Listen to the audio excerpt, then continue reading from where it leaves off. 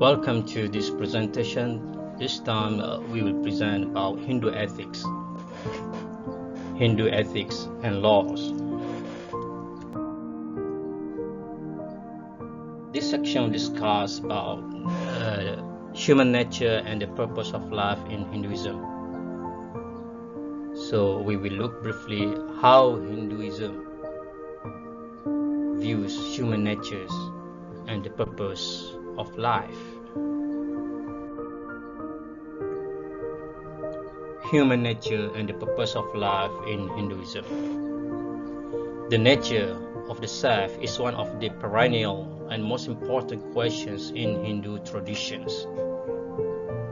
This point says that the discussions about the nature of self is one of the most perennial, long time discussion, most important issues that has been discussed in Hindu tradition.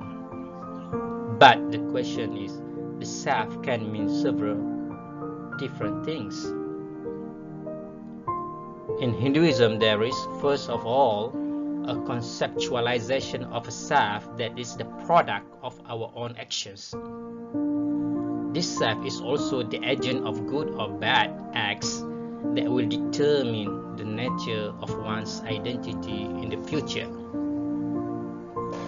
So Hinduism has unique views about self.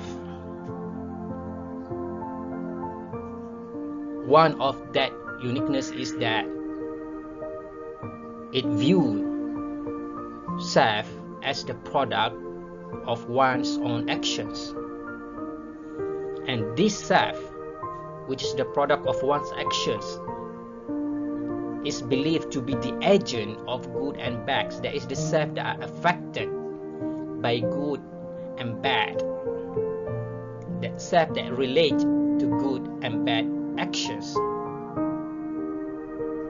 which in turn will determine the future identity. Okay?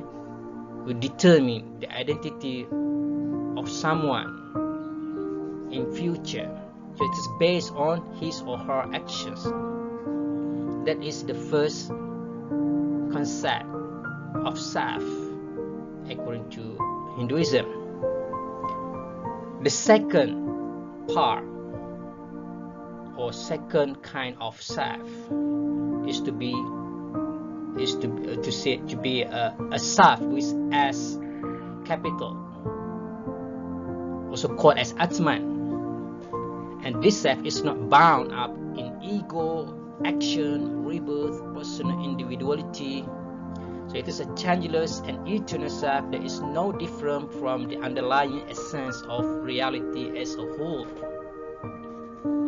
So this second conception of self refers to Atman, refers to the real self, the self that are free from the effect of actions of good and bad, the self that is not bound in ego, that is not bound in action, that is not bound in the rebirth. Because Hinduism believes in the doctrine of rebirth, karma, samsara, that someone will be reborn again and again based on his or her previous actions. And this self that is reborn again and again refers to the first conception of self. That is the normal self that is the product of one's own actions. So the second self, which is eternal self, is totally different. This one does not affected by karma, samsara. So it does not affected by rebirth, by samsara, okay, or by ego, by feelings and so on. So it is a changeless and eternal self. Recognizing this transcendent self as one's true identity and abandoning the lower or even false self that is the ego and that undergoes transmigration brings one to the state of liberation or freedom known as moksha.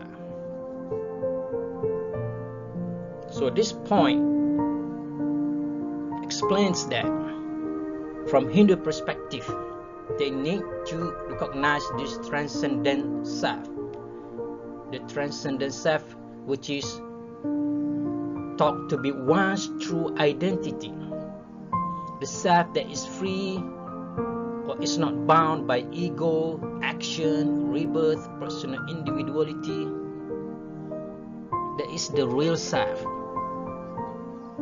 from Hindu perspectives. If they can recognize this true self, then it can lead them to freedom, which is known as moksha. This is the concept of salvation in Hinduism. Moksha is liberation, to liberate, to free from the chain of karma, samsara, as Hindu belief. In the earliest period of the Hindu tradition, the self was regarded as literally a construct or product of the sacrificial rituals one performed. For example, in Satapa Brahmana, man is born into a world made by himself, which is to say that one's identity in this world was the outcome of the sacrifices one offers. Conversely, the biologically given self was considered to be faulty and incomplete. So this point, from Hindu perspective, states that in earliest period of Hinduism, of Hindu tradition, the self was regarded, was thought, was believed as a product of sacrificial rituals one performed. Therefore, sacrifices, sacrification was very important because it will determine the state of the self. Because they believe that one's identity in this world was the outcome of the sacrifices one offers, and this self, which is the product of the sacrifices one's offered, was regarded as better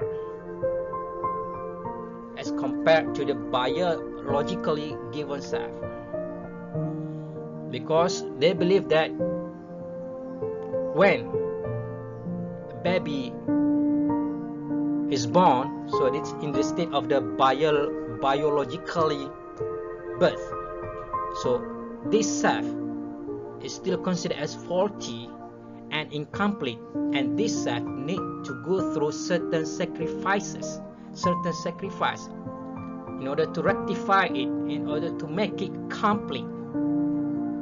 So the process of transforming this redundant self, this biologically self, given self, this redundant self, and creating a new and independent self is a matter of ritual work. Ritual action or karma creates a proper and independent human being out of the biological self. So Hindus believe that this biological self is still in the state of incomplete, faulty, and it needs to be corrected. It needs to be improved through certain ritual action, through certain sacrifices. So this ritual action will create a proper and independent self. So one type of such rituals are called the samskaras, rites passage performed as critical juncture in the life of a child and youth. So one of the most important sacrifice or ritual action that Hindu perform is known as samskaras. So these rites performed in order to improve, to rectify that biological faulty self, to be independent, to be a proper and good self. Samskaras. Samskaras are rituals of ontological healing, construction, and perfection. Samskaras are aimed not only at the formal purification of the body, but at sanctifying, impressing, refining, and perfecting the entire individuality of the recipient. So this point shows the importance of samskaras. That it is known as the rituals of ontological healing, construction, and perfection. The aim of samskaras is not only to purify the body, but Hindus believe that it also aims at sanctifying, impressing, refining, and perfecting the entire individuality of the recipient. That is the entire self. Samskaras and other rituals thus create a true self out of the raw material of the biological self. So this point says that Hindu believe that samskaras and other related rituals can create a true self out of the raw material biological self. That is to create true self out of the improper, imperfect, dependent self. To be true self, stable, independent, and perfect. And among these ceremonies of samskaras, the most important is known as the Upanayana. Upanayana is a rite of initiation into the study of the sacred texts of the Veda and the performance of the sacrificial rituals described in the Veda. So Upanayana is one of the most important ceremonies, which is known as the ceremony of initiation, to initiate Hindus into the study of the sacred texts of the Veda,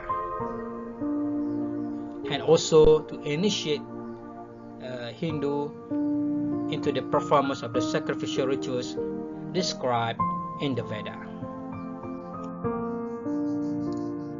So this is just some illustration of the ceremonies,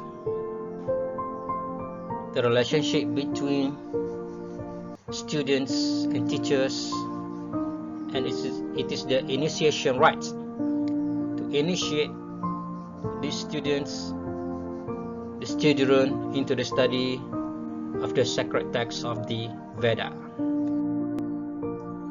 So Upanayana is regarded as the second birth. Okay, those who have gone through the Upanayana is regarded as a second birth, a birth out of Veda or out of the sacrifice. The new self is created out of this ritual, one that is infused with all the rights and responsibilities of not only adulthood but membership into caste society. So this from Hindu perspective. So Hindus believe that Upanayana can produce a new birth, a new self, which is known as the second birth, the birth out of Veda. So those who have gone through the Upanayana is regarded as already born out of Veda. Okay, go through the second birth, the birth of out of the Veda or out of the sacrifice, and they believe that through Upanayana a new self is created, which is infused with all the rights and responsibilities. A boy born into a family of the so-called twice born, the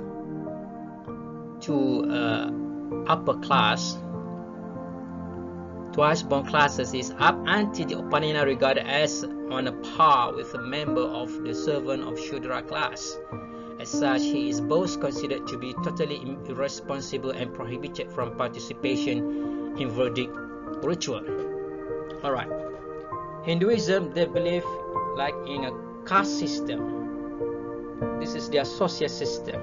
Yeah. Generally, maybe not all, but in general, in Hinduism, there is belief in caste system.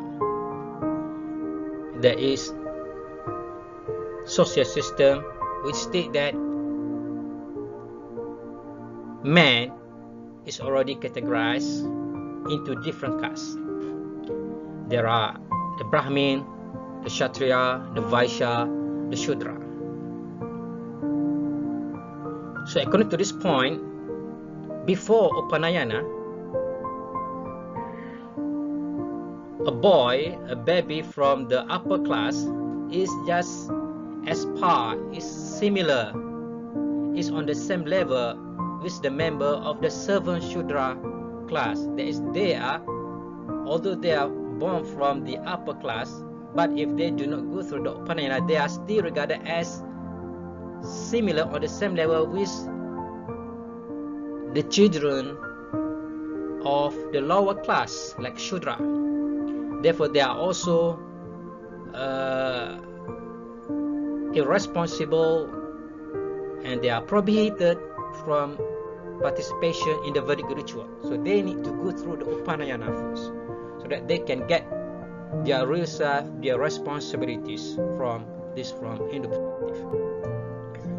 Okay, but this ritual of initiation, this initiation into the study of the Veda under the tutelage of a guru, and also into caste society, did not simply create a generic twice born human being, but rather created humans who were thought to be of different genotypes, members of particular social classes.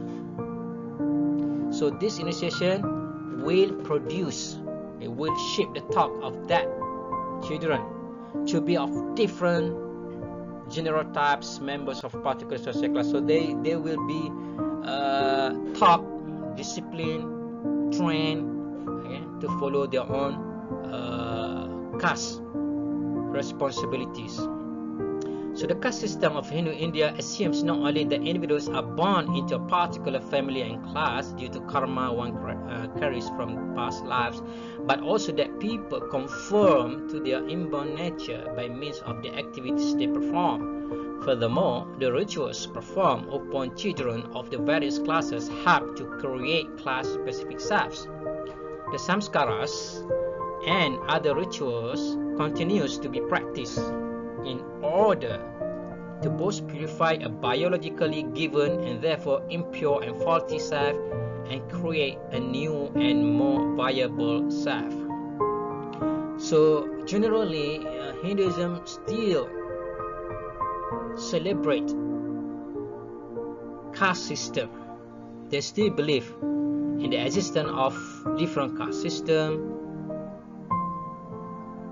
and they still believe in their inborn nature, and they need to follow their inborn nature, and these rituals help to create class specific selves. So for them this ritual can help them to know their class specific responsibilities, do's and don'ts. And most important thing, Hindus believe that samskaras can purify a biologically given impure faulty self to be self that are pure, stable, independent, viable and true self.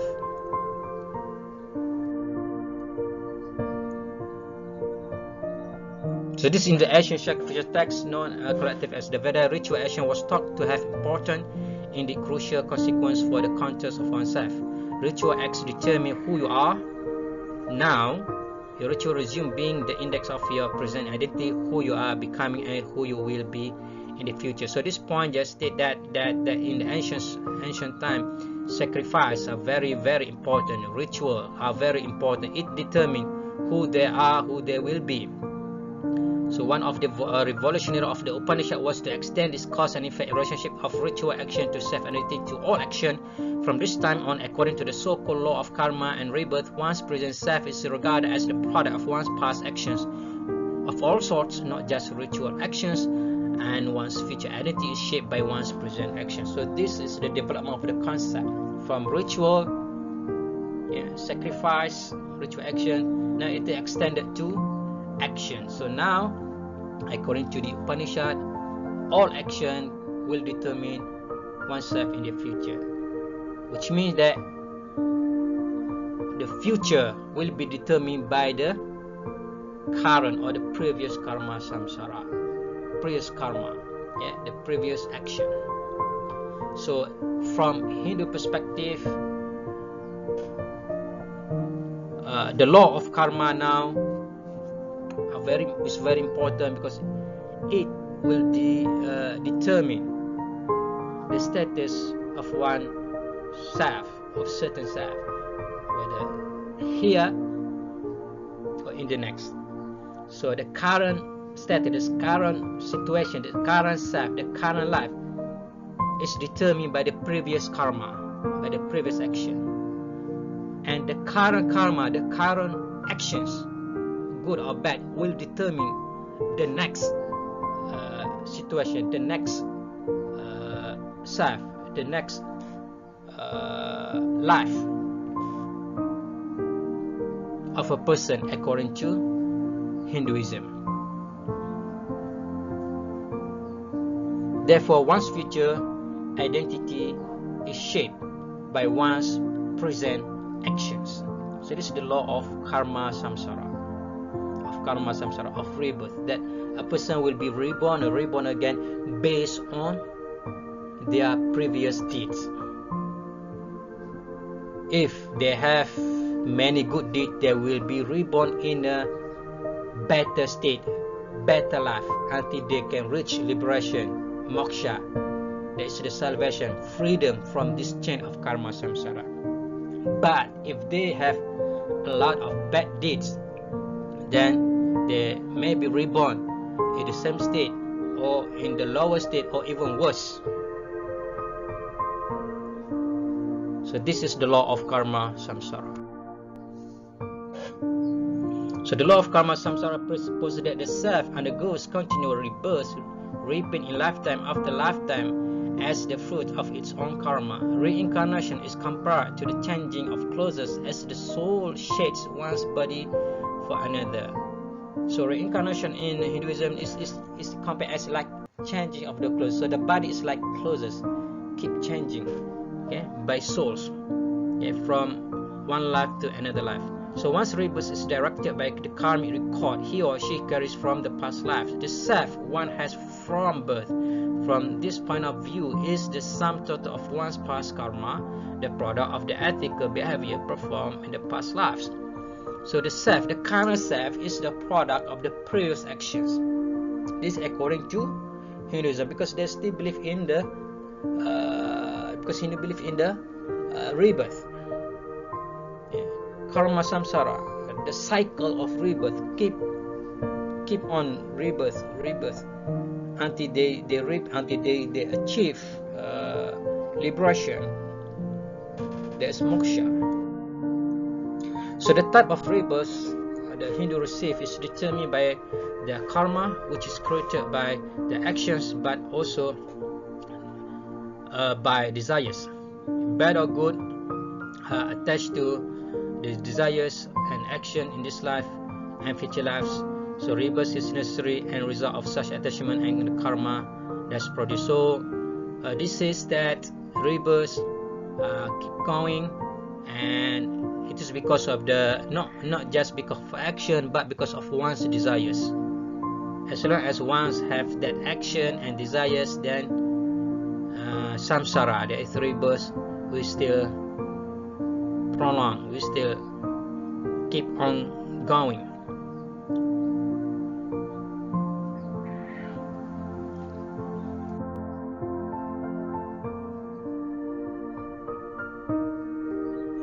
So this is still about desires. That desires also plays important roles in determine one's future life, because when you believe in karma samsara, in rebirth, so someone also will be reborn according to their not just past action but also past desires.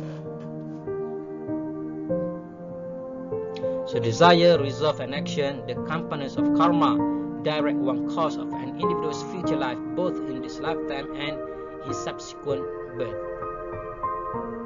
So karma is not just about action, but it also includes desires and resolve, objective, will. All those things will influence someone's future or rebirth. This according to Hinduism. So as we have noted beginning that however that Hinduism recognizes two selves. There are two types of selves. One we have already identified, a self that is shaped by action and karma, that is reborn over and over again according to karma and is molded by one or another of the qualities of nature that will prevail in the individual's makeup, again according to the individual's karmic record. But there is another and more real self within every individual. So the self that undergoing rebirth, that influenced by karma and samsara, that is the first self, the lower self. The self that is shaped, that is influenced by action and karma. But there is another self, the real self within every individual according to Hinduism. Hindu believe there is a real self within the self.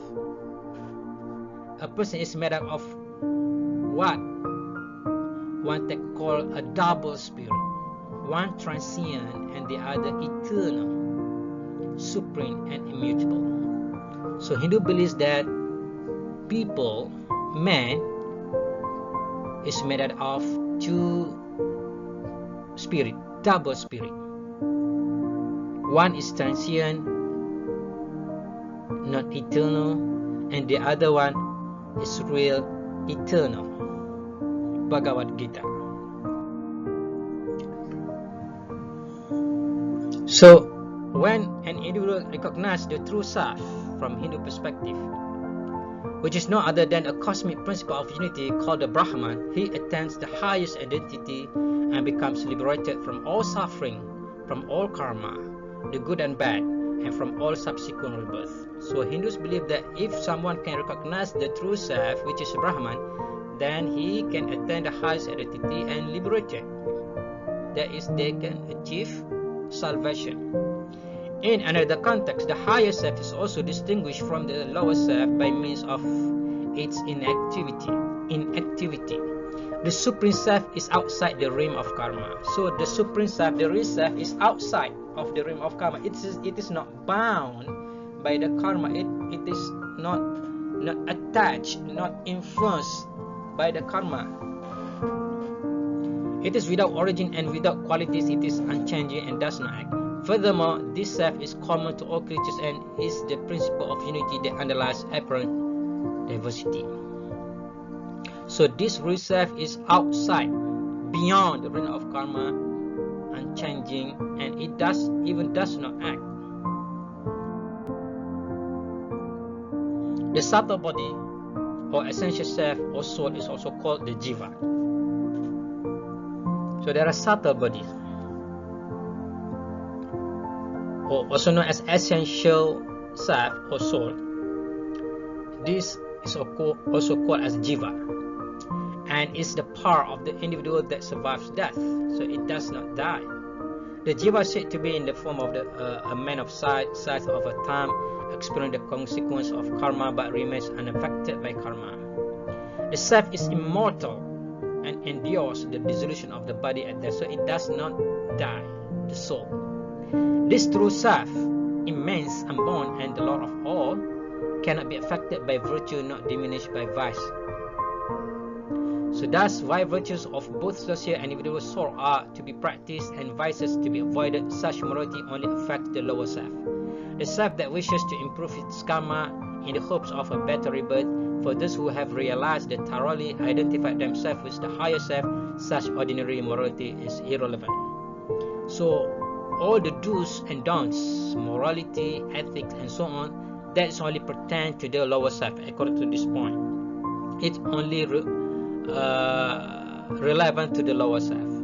But the higher self, those who already realize the higher self, the real self, they are no more tied up. Okay, they are no more chained with these lower activities. It is no more relevant according to this point, because Hindu believe that they already reach the highest state, the real self.